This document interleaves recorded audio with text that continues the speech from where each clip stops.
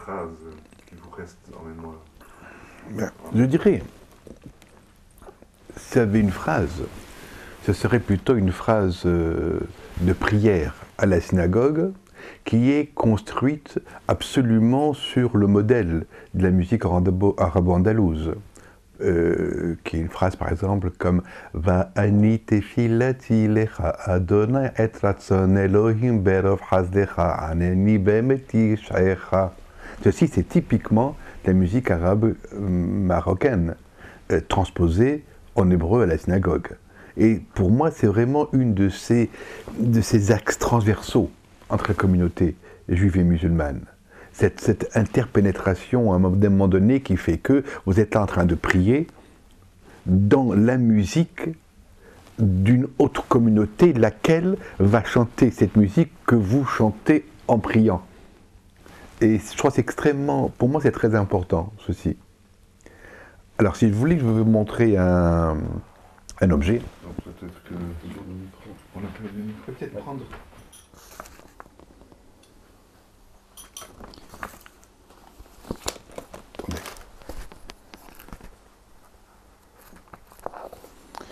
Alors, si je dois vous montrer un objet. Ça c'est peut-être mieux qu'on vous filme comme là où vous êtes par exemple. Oui, là. Non. Alors, si vous voulez que je vous montre un objet, ce serait plutôt, je dirais, l'objet qui pour moi est typique de ce qu'est le judaïsme. C'est un livre. Livre qui n'a d'intérêt pour moi que dans la mesure où il renvoie à l'humain. Il n'y a pas pour moi de sacralisation du livre qui ne renvoie pas à ce pourquoi le livre est fait. Et ce pourquoi le livre est fait, c'est justement pouvoir respecter l'autre, pouvoir être vigilant à l'autre en difficulté particulièrement. Et le livre, c'est ce qui permet en fin de compte de maintenir ce lien entre vous et l'autre, vous et vous, vous et la transcendance également.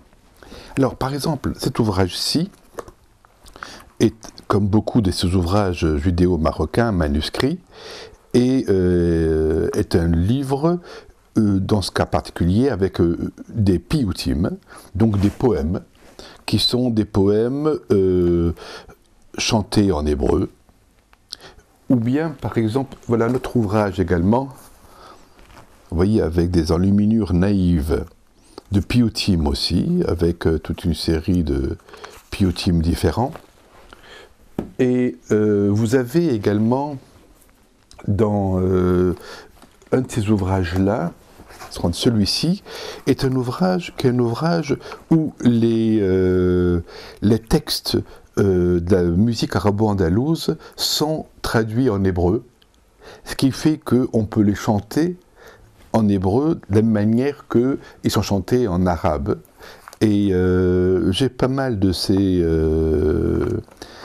ouvrages manuscrits qui montraient aussi l'intérêt pour la culture de ces gens qui, quelquefois, n'avaient pas accès encore aux ouvrages.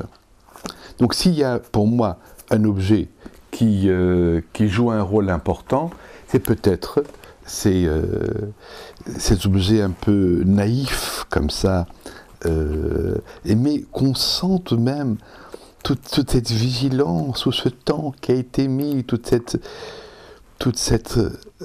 richesse.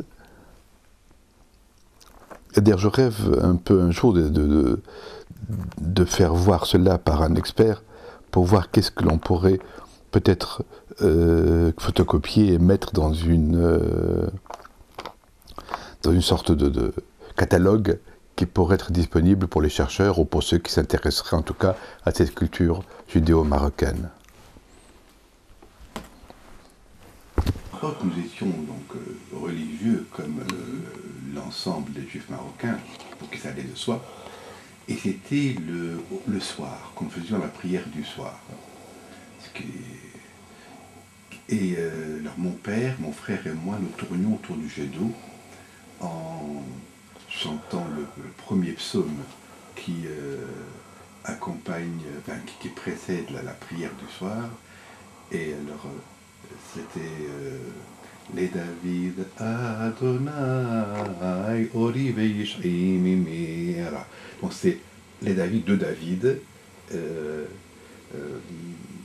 Bon, et c'était le début du psaume, et dans le crépuscule, comme ça, dans cette maison traditionnelle marocaine, au sol en mosaïque, tournant autour des jets d'eau, il y avait quelque chose je dirais, ce terme est très particulier.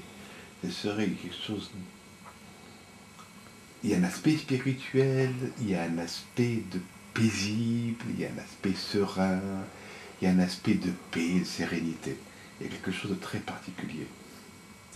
Cette proximité d'ailleurs qu'il y avait entre musulmans et juifs s'est prolongée pour moi pendant mes études, où j'étais à la fois membre de l'Union d'étudiants marocains et en même temps un des responsables de l'association d'étudiants juifs.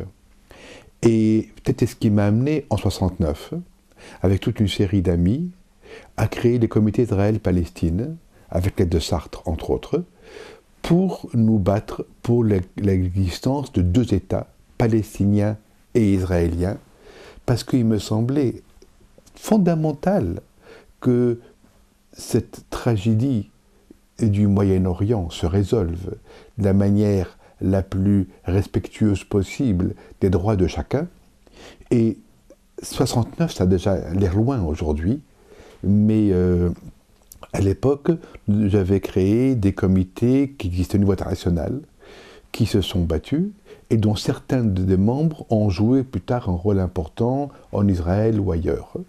Et je crois que nous sommes très nombreux, les juifs et les juives marocains, à nous retrouver aujourd'hui dans des comités ou dans des groupes qui se battent pour le rapprochement israélo-palestinien, parce que pour nous, pour beaucoup d'entre nous, nous vivons à la fois la détresse du peuple palestinien dans une situation où ils se vivent sans terre, sans espoir, poussés au désespoir par certains groupements qui ne demandent pas mieux d'ailleurs, et en même temps où nous comprenons tellement bien le souci de sécurité des Israéliens qui veulent pouvoir vivre la vie que nous menons tous et qui ne peuvent pas mener.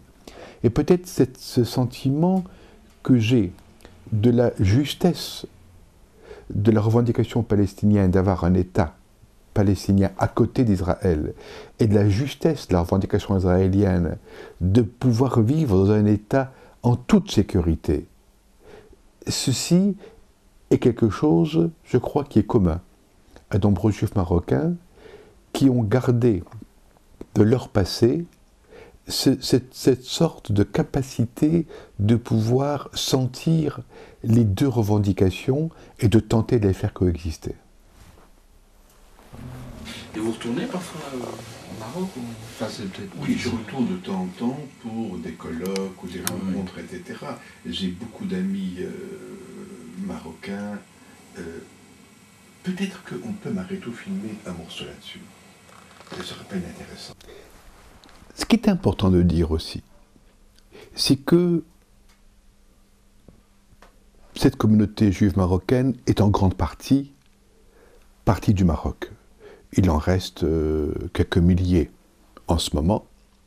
Mais mon lien avec le Maroc est resté un lien important.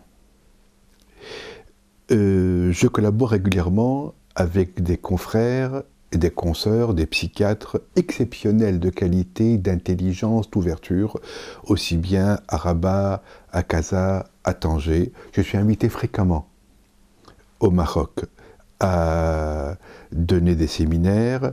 Un de mes ouvrages a été traduit en arabe. Et ce qui est important, c'est que quand je suis au Maroc, avec ses amis marocains, musulmans, je dois avouer que je ne me sens pas tellement juif et musulman. Je me sens des amis marocains que j'adore et qui m'aiment. Et ça a l'air bizarre à dire, mais quand je suis aujourd'hui au Maroc, invité par mes amis, que je dîne chez eux, qui dînent chez moi, etc., cette différence musulman-juif, je ne la vis plus. Ce que je vis, c'est que je suis avec des amis que j'aime, qui sont marocains, et que nous apprécions la même musique, la même nourriture. Et j'ai même eu le très grand plaisir, je suis membre du jury qui donne le prix Sigmund Freud de psychothérapie de la ville de Vienne tous les 3 ans. Et nous sommes 5 membres de ce jury.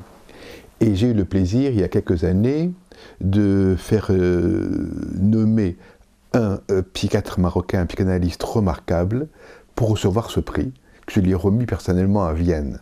Alors pour moi, c'était aussi un très grand plaisir de donner à un collègue que je respecte un prix respecté internationalement, en présence de l'ambassadeur du Maroc, du maire de la ville de Vienne, etc.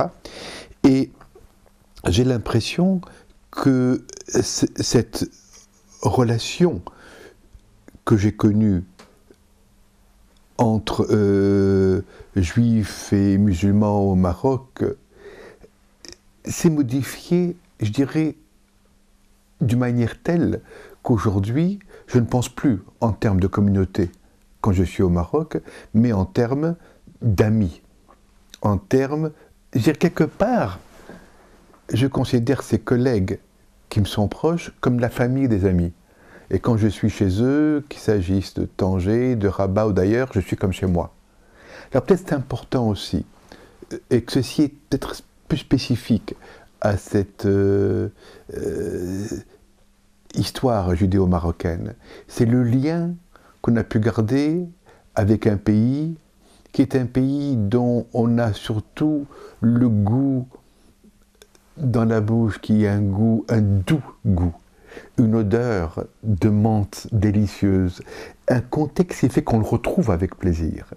Et c'est ce qui fait que pas mal de juifs marocains qui vivent à l'extérieur, aujourd'hui commencent à racheter des appartements ou des maisons au Maroc et y revenir. Mais ça me semble important, en tout cas cela, le fait que, avec l'évolution du temps, ce qui s'est passé pour moi, c'est que ces amis musulmans marocains sont devenus des amis tout court. Et que nous sommes avant tout des amis parlant de psychiatrie, parlant de choses qui nous intéressent, d'abord. Ensuite, juifs ou musulmans. Voilà, ça me semble important d'ajouter ça. Tout à fait. Merci beaucoup. Merci à vous. Dedans, ils avaient besoin. Et c'est là où, bon, moi je ne dis pas que j'aurais fait ça, mais c'est là qu'on voit un chef d'État. Oui, qui prend des décisions. Quelqu'un qui est capable à un moment donné de choisir de faire quelque chose qui n'est pas populaire.